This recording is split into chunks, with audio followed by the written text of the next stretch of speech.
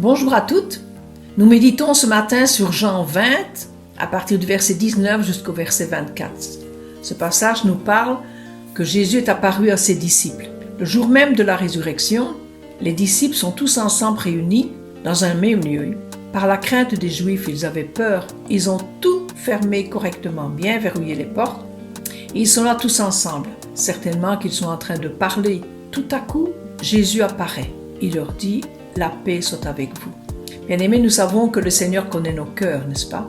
Il connaissait certainement le cœur de ses disciples qui étaient là, dans cette crainte. Mais pour les rassurer, il leur montre ses mains et son côté. Et tout de suite, tout à coup, la tristesse s'est changée en joie. La peur s'est changée en joie. Et donc, ils éprouvaient une grande joie. Mais alors, il est vraiment vivant et il est ici avec nous. C'est extraordinaire, c'est merveilleux. Jésus leur dit, « La paix soit avec vous, comme le Père m'a envoyé, je vous envoie aussi. » Amen.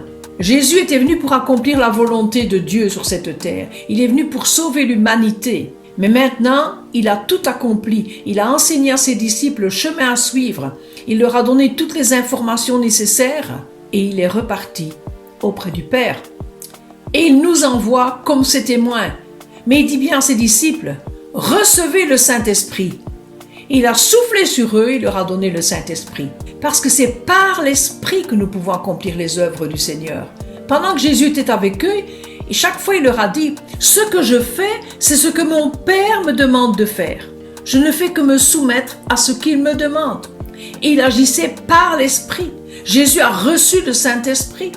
Et il demande à ses disciples d'accomplir une mission. Et quelle est la mission qu'il leur demande? Mais de répandre le message de la bonne nouvelle. Jésus est venu pour sauver l'humanité. Ils sont ses témoins, avec la force qu'il leur donne.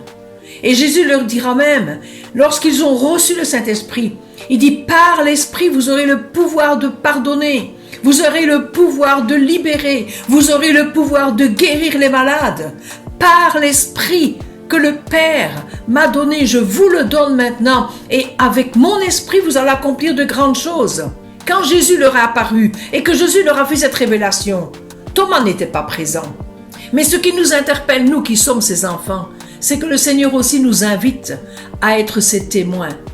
N'ayons pas la crainte ni la peur. Recevons le Saint-Esprit.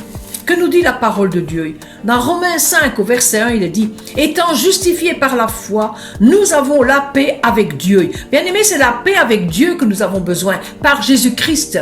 Il est venu pardonner nos péchés, nous étions séparés de Dieu, mais Christ, par sa mort à la croix, est venu nous réconcilier avec notre Père. Et c'est la mission que nous avons aujourd'hui à nous aussi, de pouvoir apporter le message de la réconciliation dans cette humanité qui se perd. Le monde vit dans la peur et la crainte. Le monde est perdu. Mais nous avons la vérité, nous avons la lumière, nous sommes le chemin. Et que nous dit la parole de Dieu? Il dit, heureux ceux qui procurent la paix, ils seront appelés fils de Dieu. Amen. Nous sommes les filles et les filles de Dieu vivant. Et encore dans Philippiens 4 au verset 7, le Seigneur nous invite, il nous dit, ne vous inquiétez de rien, mais faites connaître vos besoins par des prières et des actions de grâce, et la paix qui surpasse toute intelligence gardera vos cœurs et vos pensées en Jésus-Christ. Que le Seigneur vous bénisse.